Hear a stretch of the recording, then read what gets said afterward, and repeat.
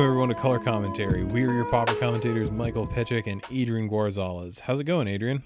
Pretty good. How are you, Mike? I really can't complain. I'm about to finish up my course and then get myself back out there into the adult world, try and find a job, and return to the normal 9-to-5 grind. But yeah, it's finally warm here, so I got nothing to complain about. How about you? It's triple digits here in Texas, Mike. Triple digits. Oh yeah, I forgot that for a month out of the year, Texas turns into literal hell in terms of weather. Hey, it's barbaric, but hey, it's home. All right. Do we want to get into the upkeep so we can move on to our discussion topic? Yeah, I want to draw. All right. So first off, we are brought to you in part by Original Magic Art. Original Magic Art is a really, really wonderful website. They have a store with all sorts of dice bags, playmats, tokens, and art prints from the world of Magic and from outside of the world of Magic. They've got their classic art tokens line, which is art from throughout history put onto Magic tokens. Really, really great stuff. Notably, they do currently have a playmat with Ponder in their shop, which is somewhat relevant for folks who have been keeping abreast of news. There was a very, very nice Ponder playmat just previewed for a pauper event that CFB is doing, but they've also got it. It doesn't have all the cool little, championship things in it, but regardless, they make great products. We stand by them 100%. And if you are interested in getting some stuff to spruce up your play experience, your play area, and you want to go over to Original Magic Art and you want to get some stuff from them, use our affiliate code when you check out. It's Commontary, spelled as it is in the name of this podcast, and all caps, and you'll get 5% off your order. We get a little bit of a kickback, so not only do you get a discount, you're also helping us keep the lights on here. And once again, that code is Commontary, spelled as it is in the name of the show, all caps. What do you have for us today, Adrian? Well, I'll have you know that we're also brought to you by our Patreon. Thank you, patrons. For just $1 an episode, you too can hear the full show, including our pre and post shows, as well as getting full access to our patron-exclusive Discord channel, where it's always a good time. We're currently in the middle of our patron drive. We're only $6 shy of our goal of $100 an episode. If we reach it before my 27th birthday, which is coming up on the 16th, we will be giving away a free playmat to one lucky winner through a drawing. Yeah, that's it. Let's get awesome. All right, that's a wrap. Head home, everyone. We're all advertisements now. There's no show. Yeah, just all ads 24/7. Just pack it up. Just kidding. Right. So do you want to tell the folks at home what we're talking about today? Yeah, absolutely. Today we're going to be talking about a deck that's near and dear to our friend Alex's heart, White Weenie. Turns out this archetype's been around for forever. We got an email in recently asking us to look at one of the soldiers decks that used to be around back in the day. And I was talking to Mike and I said, why don't we just cover the archetype? There's actually a couple directions you can take White Weenie in the format. And I think where we really wanted to start is back in 1996, White Weenie won a world championship. Should I go ahead and talk about some of the cards from back then, Mike? Yeah, because this is really interesting. I knew it was an old archetype, but I didn't realize quite how old, because I was not playing Magic at this point. I was 6. It's also one of Craig Wesco's pet decks, so, there is like a pedigree to White Weenie. Its most recent form now that you can play it in is really Death and Taxes in Legacy. And basically the strategy around the deck is to leverage aggressive white creatures, and in the more modern bent of the deck, you use creatures that disrupt your opponent, like Thalia, Guardian of Thraben, Containment Priest, cards that are looking to not only provide a small clock, but also disrupt your opponent's plan. Well, way back in the day, the order of the a bit of a joke. The order of the day was that you really needed to be pro black, it feels like, because black or mono black was one of the strong decks from back then. So we're running cards that are even legal today, like Order of Lightbearer, which is a pro black human cleric knight. Wow, that's a lot of creature types. Order of the White Shield, again a protection from black creature. Actual White Knight, again, protection from black creature. And its curve toppers were cards like Sarah Angel, so you beat in with, a Vigilance, 4/4 with flying. And then there were a couple of other cards, like obviously Swords to Plowshares got played. It was one of the best removals. Got a full 4 copies of Disenchant, I imagine, for your opponent's Mishra's Factories, and of course Strip Mine. So the deck is definitely not like that anymore, but sort of the core is the same, where you can see some of these disruptive elements coupled with aggressive creatures that are also capable of disrupting certain decks' plans. Yeah, and one of the hallmarks of this deck has always been a very sort of low to the ground curve that makes it so you will be able to cast almost everything in your hand. You're not often left in a position where you have things that are just stranded in your hand because you can't play them. And that is one of it's an aggro deck, right? And in the vein of that deck, we're really going to cover 4 different decks today, which I guess technically 5 if you count that one, which is, I think, a color commentary record. We're going to be covering the token strategy. So there's a mono white token strategy. We're going to cover just straight up mono white, value creatures, I guess you could call it, or just more like in the vein of this deck, aggressive creatures with no real synergy to them. We're going to be covering soldiers, which is a tribe that you can play in Pauper, and we're going to be covering a deck that's referred to as cyborgs, which is essentially a white weenie deck that also leverages lots of artifacts.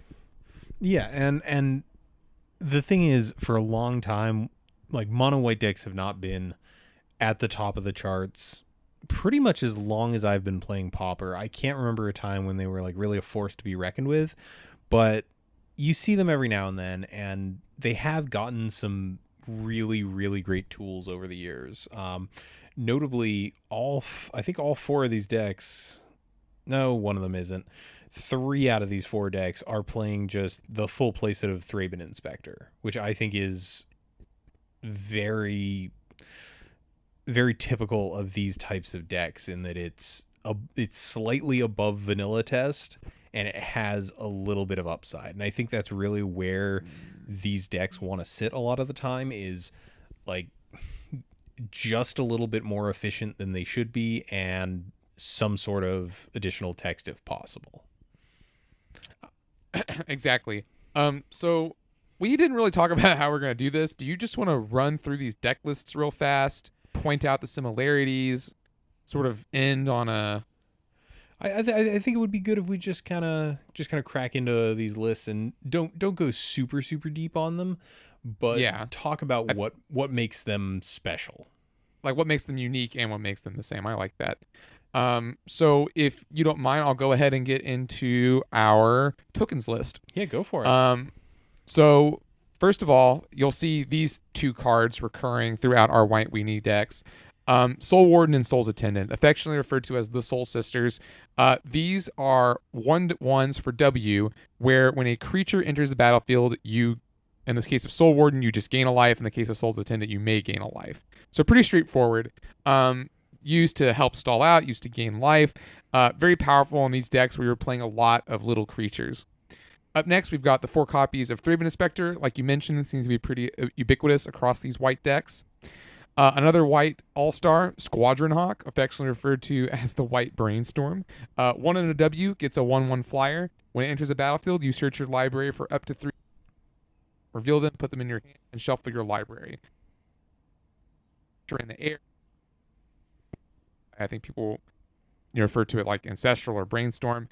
And it's strong with some of the other effects that we'll see later on in the deck. We've also got 3 copies of Veteran Armorer, which is a soldier, which is, again, shared between some of these decks. 1 in a W gets you a 2/2. Other creatures you control get +0/+1. This is a main deck way of beating Electrickery.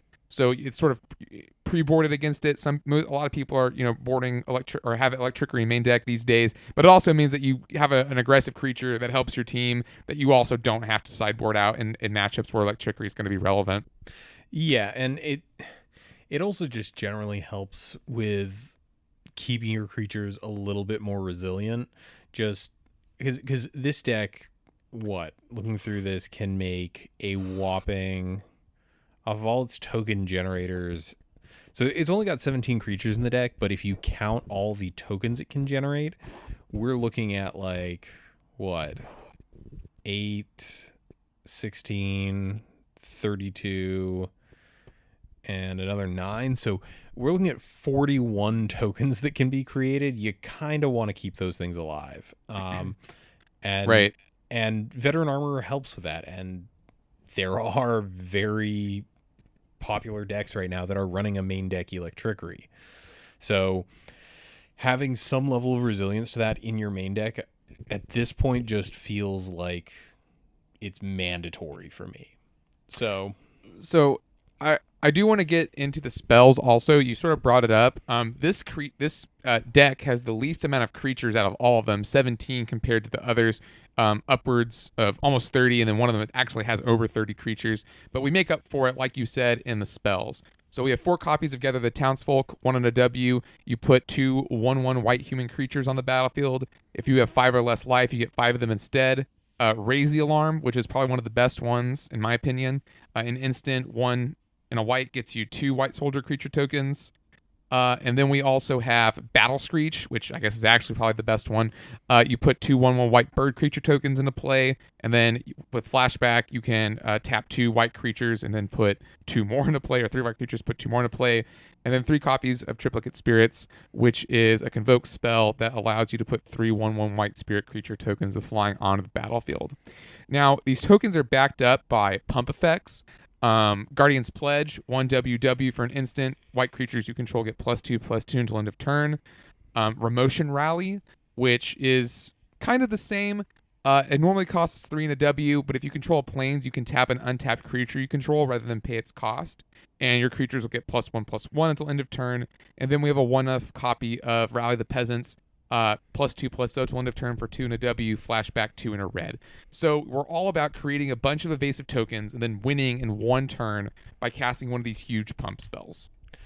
yeah, and it also just does have the alternate game plan of just going wide enough that it can get in around any blockers that your opponent has, because outside of elves, how many other decks can really sort of keep pace with this if it's going like, I don't know, turn 1 Warden, turn 2 Hold Up, Raise the Alarm, turn 3 Thraben Inspector, Gather. Like you're just flooding the board very, very efficiently. And outside of Right. elves, I think most decks are hard pressed to actually find enough blockers to deal with this. And the fact that on turn 3 you can just Guardian's Pledge to pump everything up is really, really powerful.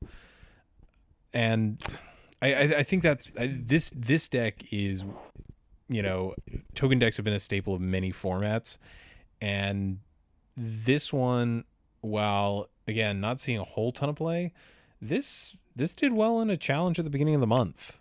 This is not a super old result that we had to dig up. This is just not the world's most popular deck, and that, I don't know. I wouldn't mind seeing more of this deck, because looking at it right now, it seems simple but effective. And I won't get too much into the sideboards. I do want to talk about some of the common cards, pardon the pun, that you might see across these decks. We have 2 copies of Journey to Nowhere, 2 copies of Lumathread Field, which is additional protection from Electrickery. It, pumps your butt. And then we have 3 copies of Patrician Scorn, which lets you destroy enchantments for free if you've played another white spell in the same turn. So those are cards I would expect to see across a lot of these sideboards, but I don't know if we should get super duper into the sideboard stuff. White has some of the best sideboard cards available, in the history of the game. So yeah, and as you said, these will be fairly similar, because the very best of these options are pretty well accepted as what you want to be playing for white. So this tokens build is this really go wide strategy. How do you feel about this in the current metagame? I think that it's a little evident in this deck. You have to tech really, really hard against cards like Electrickery, which is a very popular card. So I don't know. I think you can probably run Delver over if you have the nut draw. But between Swirling Sandstorm, wow, Electrickery, and the fact that they have a ton of random 1/1s they might not care a whole bunch about, I think it get a little dicey. I think you're really going to prey on some slower decks. that maybe don't have as much interaction. One thing I do like about it is it has one of the same upsides as the Delver lists, where like what creature do you kill? You know, like you can obviously get rid of Soul Warden and Soul's Attendant so they don't gain life, but each one of these creatures individually isn't really a big deal, so spending a whole card to get rid of them feels really bad. So I do like that aspect of it. Yeah, I feel like most of your spot removal is going to point towards stuff like Veteran Armor, and I've just got to toss it out there. This deck makes Edict based removal just miserable. Like you're pretty much never going to resolve an Edict against this deck and feel good about it. Right. I think that's a big positive for it. Yeah. It is still weak to stuff like Even Car's Justice and Crypt Rats in whatever quantities those are showing up in the metagame. And with the rise of the white-black Pestilence deck, this deck might get edged out a little bit just because Pestilence does not have to try very hard to blow up everything in this deck. So they might even be able to, keep Pestilence around just by having a 2/3, not necessarily their little cute combo with Guardian of the Guild Pact. So it definitely has some very bad matchups, and it is, I have to imagine that this is slightly slower than Stompy, right? It's not a rip-roaring, super fast aggro deck. No, I can't imagine it is. I don't mean to rush, but I think we should go ahead and move on to the next one just in the time constraint. Oh, certainly. So the next one, this is kind of the good stuff model of White Weenie. So starting it off, we've got Benevolent Bodyguard. It's 1/1 for white. You can sacrifice it to give a creature you control protection from the color of your choice till end of turn. We've got 3 copies like Haitian Javelineers. It's white for a 1/1. Enters the battlefield with Javelin counter on it. You can tap this guy and remove it, and it deals 1 damage to target creature or player. Then 4 copies of Core Skyfisher. You know him, you love him. It's 1 and white for a 2/3 flyer. When it enters the battlefield, return a creature to its own. You can return a permanent. You control to its owner's hand. We've got Leonin Sky Hunter, which I had forgotten was a common. It's white for a 2/2 with flying, which is admittedly a pretty good rate. We've got 4 copies Squadron Hawk, 4 Suture Priest main deck, and 4 Razor Golems. Razor Golem is 6 generic mana for a 3/4 with affinity for planes and vigilance. So let's talk about that Suture Priest. Yeah, that's what I was gonna say. Go ahead. So Suture Priest is 1 and white for a 1/2 cleric. Again, on the topic of weird creature types, it's just a cleric. Whenever another creature enters the battlefield under your control, you may gain 1 life. Whenever a creature enters the battlefield under an opponent's control, you may have that player lose 1 life. Okay, I'll bite. What do you think this is here for? I think it's just here for utility, honestly. I know that sounds kind of dumb. But it is Soul's Sister in that you gain the life, but it also drains. So it could be good for getting in a couple last points of damage. As we go through the list, you'll notice there are no pump spells in this version. So I imagine it's there just that you can get off a few extra points of damage when needed. So I guess my question here would be, would you rather run the 4 copies of this or 4 copies of something like Guardian's Pledge? Just from having not played this list, which of those appeals to you more? Honestly, Suture Priest, we don't really have the same critical mass of creatures that the other deck has, and we're playing Razor Golem, which is not helped by that card at all. That is true. I hadn't thought about the Razor Golem thing because Guardian's Pledge is only the white creatures. I also want to talk a little bit about this spell base. So we've got 4 copies of Mana Tithe, which is a white for counter target spell unless its controller pays 1 generic mana. How do you feel about this? Mike, I'm going to give you a hot take. This deck is mono white Delver. No. It's just not. Not buying it. All right, no, all right. I'm not biting. I'm not taking this bait. So. Mana Tithe is a color shifted Force Spike. I think that this deck would, at the very least, like to think it plays like Delver, which may be why that's an inclusion. The 3 copies of Unmake I think are good. Unmake, despite its very restrictive mana cost, is probably one of the best removal spells we have. Just triple white for exiling a creature is is pretty good. It kind of, obviously it's only good in like very specific archetypes, but it's a strong card. I think Mana Tithe probably has a lot of gotcha factor to it. It's not a very highly played card in the format, so people aren't really going to be playing around it. You can probably nab a few key spells that way. I've got to also feel that the reason we're seeing 4 Mana Tithes is just the lack of a lot of card draw in this deck. So just upping the chances that you'll see it in your opener, because as the game goes on, Mana Tithe tends to get less and less effective. And I definitely do think it is a slight gotcha card, because your opponent can play around it once they see that you've got it. Right. And I don't know. I can see the situations where it would be really good, where you get to nab a key spell from your opponent and not let them resolve their threat, or fight a counter war out of nowhere. I'm just a little suspect that it's actually really good, if that makes sense. Just it doesn't feel like it's going to be an absolute game breaker most of the time, but it will help you get some level of advantage.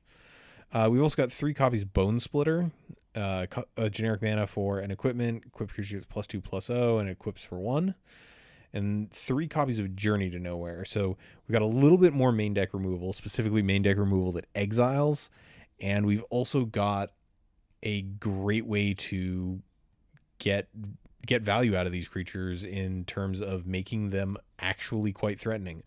I think Bone Splitter is, if we're going to the hot take alley, Bone Splitter is just Rancor for non-green decks. Sure. I mean, that's a pretty good hot take. I mean, it pumps a creature by 2 power, and if the creature dies, you can pay 1 to put it back out there again. I think Bone Splitter is great in these types of decks, just because it does give you a little bit of reach, and slapping one of these on like a core Skyfisher is no joke. Like, a 4 power flyer is gonna make short work of most decks that don't just have 1/1s in the air that they can chump with forever. And frankly, there aren't a lot of those decks out there in the wild. What are your feelings on those last 2, Bone Splitter and Journey? Obviously, Journey I think is pretty good, but are you a fan of Bone Splitter in these types of lists? I think you kind of have to run it in this specific list, because it's a great, like you said, it's like Green Rancor. It's a great way of punching through extra damage. No, it's not as good as Rancor, but it's the closest thing a deck like this is going to get, and it turns your late game creatures into very real threats. Yeah. Your creatures in the late game, I should say. Yeah, it gives you a mana sink. I think it just fits in this type of strategy where you have a lot of built-in evasion, and you also have Razor Golem, which in this deck, in case it wasn't clear, this is a 3 mana 3/4 with Vigilance most of the time, if not cheaper. But on turn 3, you can very realistically just play this as a 2/3 with Vigilance. If you've got a Bone Splitter, the next turn you can suit it up and be swinging in with a Vigilant 5/4. That is actually reasonably scary for a good chunk of decks. That outclasses a lot of creatures in Pauper. So I think Bone Splitter is actually pretty key here. I'm still not on board with the Suture Priest in this particular list, but I could be convinced if I saw it in action and it really put in work. Let's just see. Oh, it's got some very interesting sideboard tech, though. I don't know if you've taken a moment to look at Benevolent Unicorn. Why don't you tell our listeners what that is? I did see that, and I kind of had to look at it twice. It's really weird. So Benevolent Unicorn is 1 and white for a 1/2. Whenever a spell assigns damage to a creature or player, that damage is reduced by 1. Is this electrickery tech? So it is both electrickery tech and also tech against burn. That's true.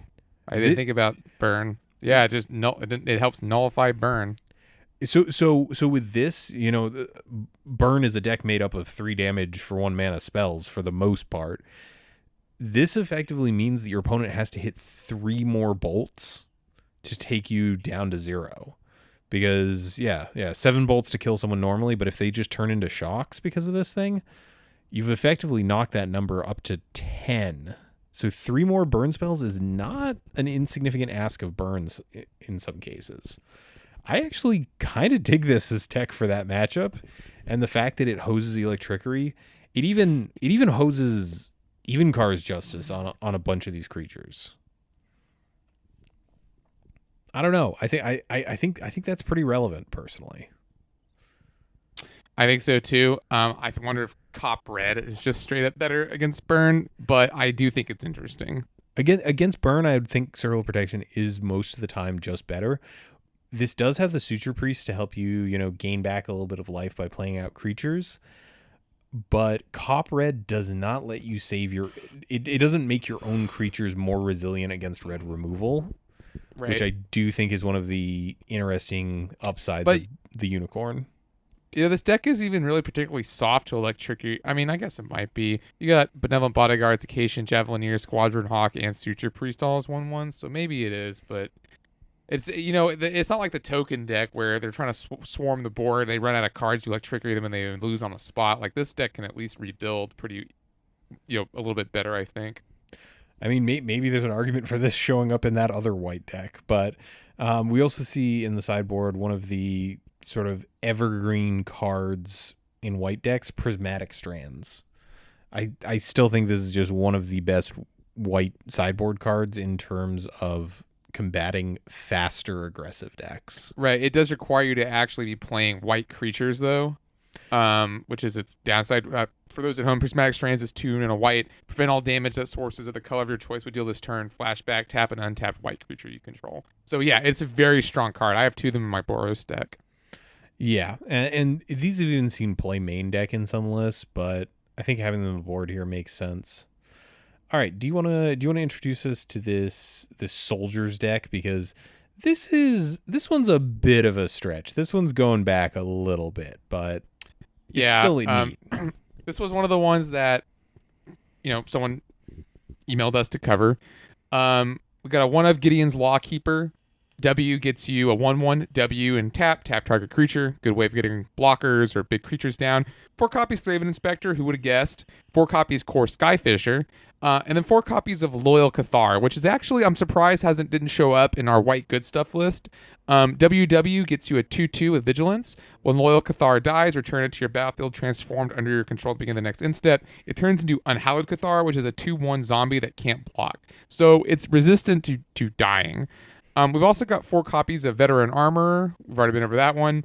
And then 4 copies of Veteran Armor Smith, which is WW for a 2/3. Other soldier creatures you control get +1. So it's very similar to Veteran Armorer. They're both soldiers. They both cost 2. This one's a little stronger. It's a 2/3, but its buff is a little bit more restrictive. So that's really why we're only playing it here in the soldier list. We have 3 copies of Porcelain Legionnaire, which is essentially 2 mana for a 3/1 with First Strike. But in reality, it's a 2 and a W for Phyrexian mana. We've got 1 copy Veteran Swordsmith. 2 and a W gets you a 3/2. Other soldier creatures you control get +1/+0. So we've got a very strong theme here of pumping your soldiers. And then we've got 4 copies of Gem Palm Avenger. So Gem Palm Avenger is maybe the reason to be in soldiers. It's 5 and a white, so a 6 mana for a 3/5 soldier. But its strength is that it has a cycling ability. So for cycling, for 2 and a white, you draw a card, and then when you cycle Gem Palm Avenger, soldier creatures you control get +1/+1 and gain First Strike until end of turn. So this is this deck's Guardian's Pledge. It only counts for soldiers, though, which all of our creatures are, but it also gives them First Strike, and you get to draw a card. So for 3 mana, you get +1/+1, draw a card, and First Strike. So I think that's actually a pretty good rate. Yeah, and this is an interesting one. So the Gem Palm cycle was actually a split rarity cycle. I think we got the black and the white ones. The black one, Gem Palm Polluter, shows up whenever Tribal Zombies shows up, because likewise, it's just a very, very powerful effect. This is effectively an uncounterable mass pump spell that also draws you a card.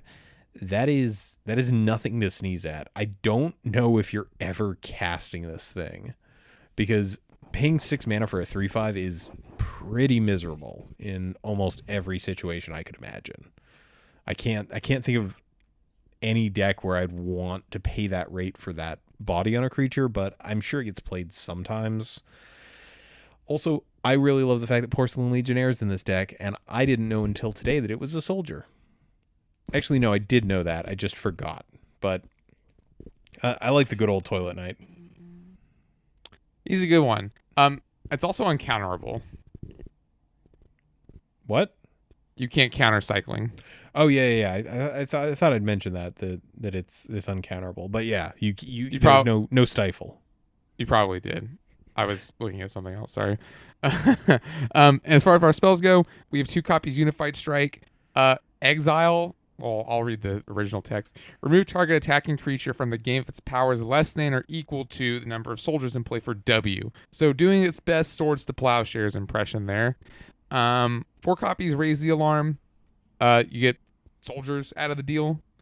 And then 2 copies Guardian's Pledge. So we do still have a couple more Anthem effects. Again, we also have 2 copies of Bone Splitter.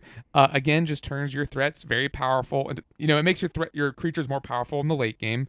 And then we've got 4 copies Journey to Nowhere. So I do like the spell, artifact, and enchantment package here in this deck. And this is definitely the deck with the most creature synergy that we've seen.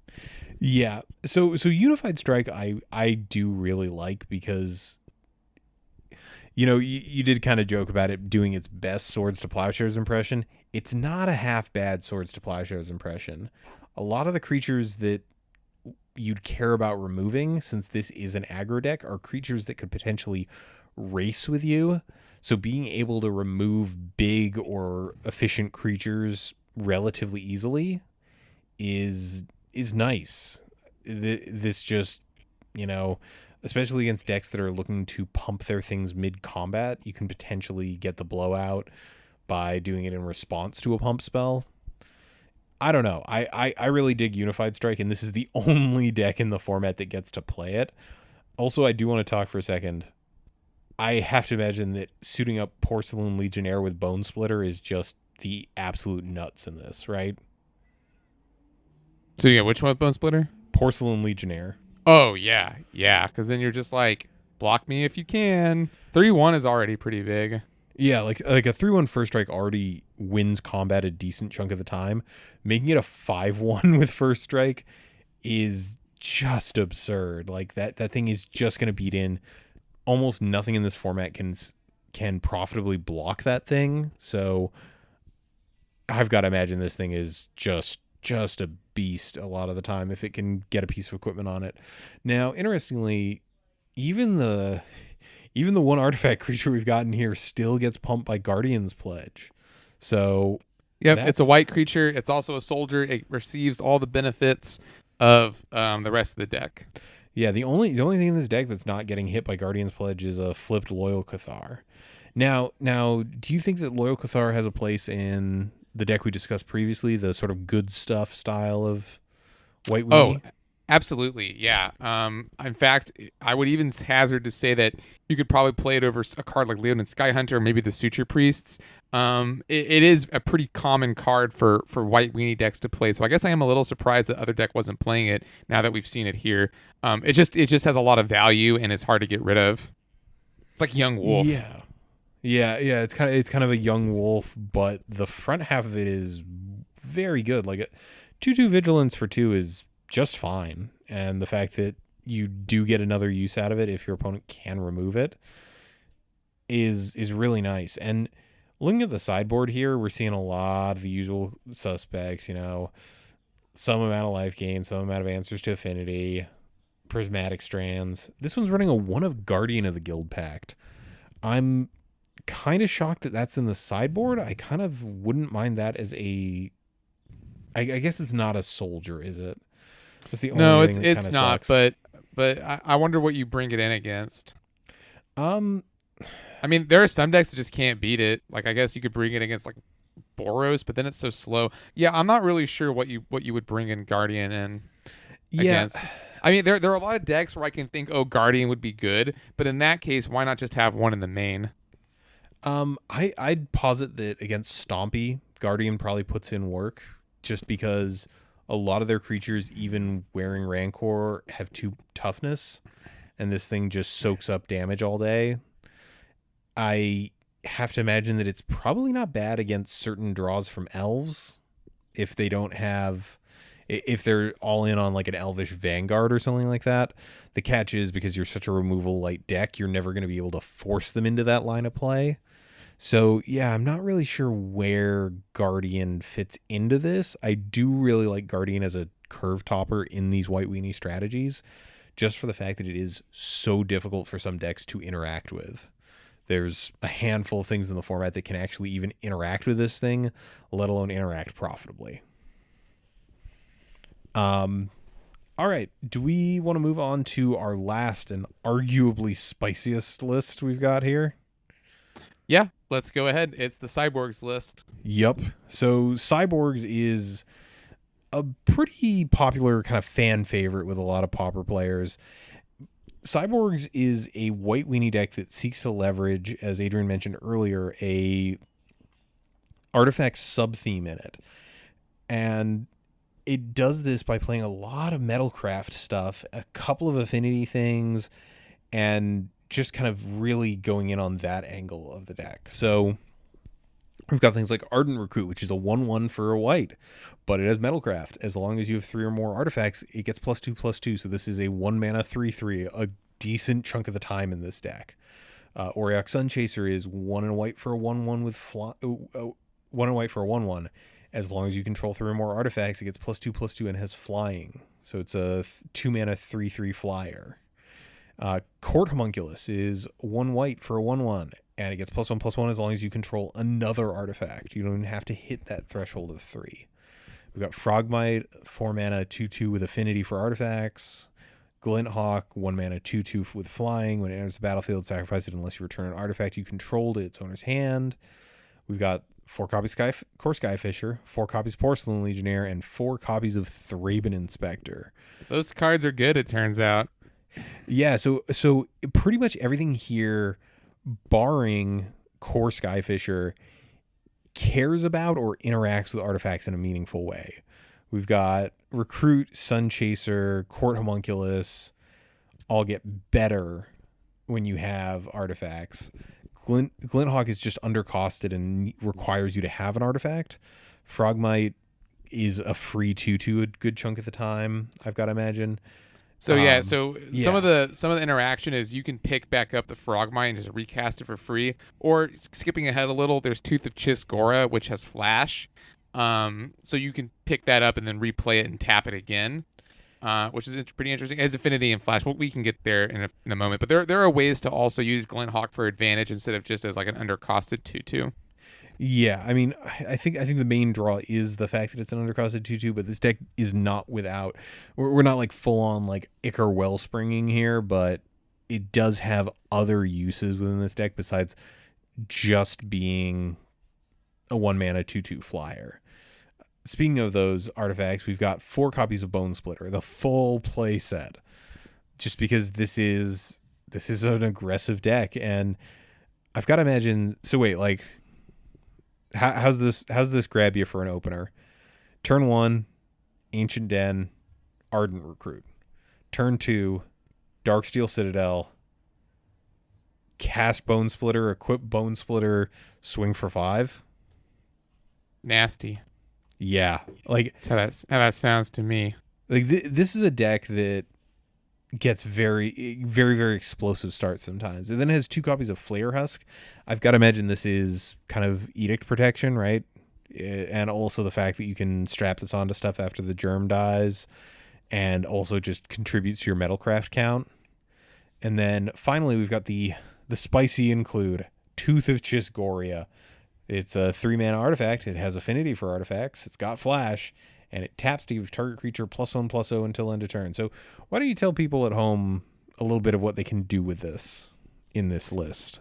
So I did mention kind of I think the big one where you can pick it back up with Glinthawk and recast it at instant speed and get 2 pumps out of it. Yeah. I mean, that's really it. I mean, you can also pick it back up with a Core Skyfisher. Yeah. And, just the fact that this thing does represent, if you're swinging in with more creatures than your opponent controls, it just represents a free ping in. So, and the fact that it does have flash means it can kind of come out of nowhere when you cast it. So I do like that. And then in terms of lands, we've got 4 Ancient Dens, 4 Darksteel Citadels, and then 10 Plains. So it's, you know, that's not super surprising to me, just playing the maximum amount of artifact lands that would be possible in this type of list. And there's nothing super, super spicy in the sideboard that we haven't seen before. It is running a few copies of Guardian. Again, you got all these pump effects that Guardian wears pretty well. So we've known about this deck for some time. What are your feelings here on Cyborgs as a list? I think it's an interesting strategy. I don't know if it's any better than, say, the Soldiers list. I think you open yourself up to a little bit more in the artifact destruction. You also kind of play sort of nonsense cards like Tooth of Chiscoria, but you do get to play Bone Splitter, which, as we've discussed, is very strong. You do get to play Porcelain Legionnaire, Core Skyfisher, Thraben Inspector, and have their synergies count a little bit more. So I do like the deck. I think that I don't know. I played against this deck the other night at F&M with Boros, and it was very easy to beat, but I have so much removal. So I think that this deck kind of falls apart in that regard. And I think one thing that we can say about all these decks is, they don't really have any draw power, which is kind of unfortunate. So I did lose a game to it, though. I will say that, because if they're able to, like you mentioned, have like a nut draw, and your example was one of the many I think they can have. They can also just go like, Frogmite, Sun Chaser, Ardent Recruit or whatever, and like that's a pretty good start. Like they can beat down very, very well. So on the slower decks, they probably catch them on the back foot. But if you have access to a lot of spot removal, I think this deck in particular sort of falls apart a little bit more than the other ones, because a lot of the times the artifacts are relying on the other creature-based artifacts in order to do well. Does that make sense? Yeah, I think it definitely does. So, all right. We've talked about these 4 lists. I want your take as someone who's put in time with the deck. Is Boros Monarch, or I guess the versions preceding the Monarch version of the deck, like, is Kuldotha Boros in essence a white weenie deck, even if it's playing red cards? I would say that the newer list is even more sort of like that. Like, sure, you're dirtly, but you have access to all the red removal, and you're rebuying the artifacts. I guess it's not really white weenie. You're right. I think, yeah, I guess you could consider the older, like the tokens version, I guess you could consider more white weenie, because sure, you're getting value off these 2-drop artifacts, but in the end, you're winning with a bunch of 1/1s and pumps, right? So I could see that argument. I think that what sets Boros apart from the mono white list is just the fact that it does have access to the red removal. And I guess the Monarch, isn't shabby either. But yeah, I guess if you're going to compare them, like the old school list, yeah, I would say it's sort of like white weenie.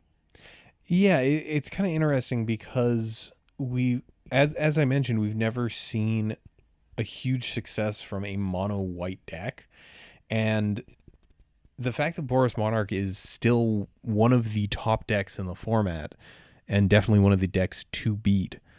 I think when we talked earlier about that list, even all the way back from 1996, one of the things that you immediately pointed out was it gets to run 4 Swords to Plowshares. And I think at the end of the day, one of the things holding mono white decks back is just the fact that they don't have a very efficient targeted removal spell. And the removal spells that they do play tend to be either sorcery speed or a little on the janky side of things. Or really expensive, like Unmake. Yeah, like it's just never... It feels like it doesn't have good answers to cheap, efficient threats like Delver, because trading your 3-mana Unmake for a 1-mana 3/2 in the air is something you probably have to do in some situations, but at the same time, it's not something you're really excited to do. And I think one other thing that we could discuss about one of the drawbacks of these lists. Well, let me tell you a pro first. One of the pros, these lists are all around, the most expensive ones, like just over $10. Like they're cheap on Moto. So if you wanted to pick up a solid, monocolored deck in the format, play some games, teach your girlfriend some Magic or boyfriend or whatever, I think that these decks are solid pickups. They're cheap. They're relatively cheap in paper as well. The mechanics aren't really that complicated. But I think that is sort of maybe also their downfall. A lot of conversations in Pauper center principally around card advantage, only because the top decks in the format are so darn good at making it. So for a deck to not have really any source of card advantage is kind of rough. Does that make sense? Yeah, like even in terms of 2-for-1s here, there's not that much. And white does certain things really, really well in our format. Like that soldiers deck, we talked about this a little in the pre-show. It could be running Elite Vanguard at this point. Like it could just be running a 2-mana 2/1. And even then, I'm not looking at it and going, wow, that makes this deck leagues better. It's just like, oh yeah, I guess that does probably replace some of these cards. It doesn't do anything, but like it is very efficient.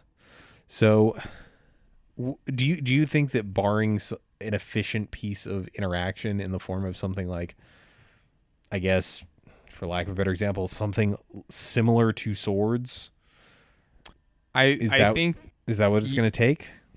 I think so. I think that, in the other deck we were talking about, most of the threats were passable, but really, yeah, the removal is what really, really shined. Obviously, having access to creature lands is a whole other ball game. But yeah, I think having access to good, cheap, instant removal is strong. Maybe that's also why the Soldiers list is so appealing, because Defiant Strike looks so good when you're like, oh, exile a creature for W. Sure, they have to be attacking, but that's the best Swords impression we really got. Yeah, and I think even if we got something that was similar to Journey to Nowhere but had flash on it, like I don't think we'll ever see that, because that's a very, very powerful effect at common. But I think that's really the thing that bites it. Like Journey in a lot of matchups, especially game 1, a lot of the time is just exile a creature for 2. And if you have core Skyfishers, you can rebuy it if a more pressing threat shows up. So if we had some way of getting one of these effects at instant speed, I would feel a lot better about these decks. The catch is, if it costs like 3 or more, I start to lose interest there. Like, I guess I want exactly Seal away from Dominaria at common. I think that's my happy spot. That's what it takes. All right, so yeah, I've never really gotten into these white decks, and I think at the end of the day, my lack of interest in them is the fact that they don't do aggro better than a deck like Stompy does, in my opinion, and they also don't they don't do anything more mid-rangey than these. I did for a while try out a version of the traditional mono white aggro deck where the top end of the curve was Renegade Freighter, and that was actually pretty sweet. But I don't know. I think these decks are kind of internally in limbo until they get a cheap, efficient answer to opposing threats that can be played at instant speed. I think that's the thing holding these back. And if that ever happens, I could see them doing a little bit better, but I'm not sure they'd ever supplant something like Monarch, which kind of just is a better deck than a lot of these, in my opinion. Yeah. Yeah. I guess that's the accurate little summation of my takeaway on this super archetype as a whole. Is there anything else you think that people should sort of have as a take home about these decks? I'll say what I said a second ago. I think the mechanics are solid. If you want to get into the format, it's relatively cheap. If you want to teach some folks how to play the game or get them into the format, you have recognizable strategies, turn things sideways and pump them. So I think the best out of the bunch is the Soldiers list. It's got a neat little tribal synergy, and I don't know. I give it a try. Yeah. Sorry. Yeah. At the end of the day, there's not much to say about these decks because they're just trying to play efficient threats and turn them sideways. It's not to deride that as something that is not a skilled game plan or whatever. I think that you can learn a lot about combat from decks like this. Yeah, which is important. A very, very, very important skill. I think people forget about it a lot. Yeah, it's just at the end of the day, the efficient the best way to play these decks makes it look like it's a series of simple decisions, but in reality it's a decent amount of like getting good draws and also just knowing when to apply pressure and when not to, when to ease off, when to not play into removal, that sort of stuff. But at the end of the day, when they're played effectively, it does just look like someone's just playing things out, turning them sideways, and that's it. You saying you got to know when to hold them and know when to fold them? Yes, Kenny Rogers? Is that Kenny Rogers? Kenny Maybe. Loggins? Someone. I don't know. Some guy with a beard, I feel like. But yeah, check out mono white decks. We will be linking all 4 of these deck lists, plus that old championship deck that back in the day took it all the way. But if you have any ideas for like a different take on mono white, we'd love to hear it and revisit this. So yeah, reach out to us if you've got one of those hanging around. Adrian, you want to take us out of the show? Yep. Thanks everyone for joining us today. This podcast is brought to the support of our patrons. Consider supporting us if you like the show. Patron shout out today goes out to Samurai Warrior 876. Thank you so much for the support. You can check Lo's video in the description of this podcast for details on where to find us. We'd like to remind you if you're listening to this on a platform with reviews, they're always appreciated because they boost our visibility. If you've got a deck list or an idea for a topic, you can contact us either via our website or by emailing us directly at colorcommentary@gmail.com. Special thanks to my LGS Pets Games and Mike's LGS JP Comics. And of course, L, who does our theme song Quantitative. You can find that and other great tracks over at soundcloud.net/ELLELLELL. Till next week, this is Adrian and Mike, and we are signing off for Color Commentary.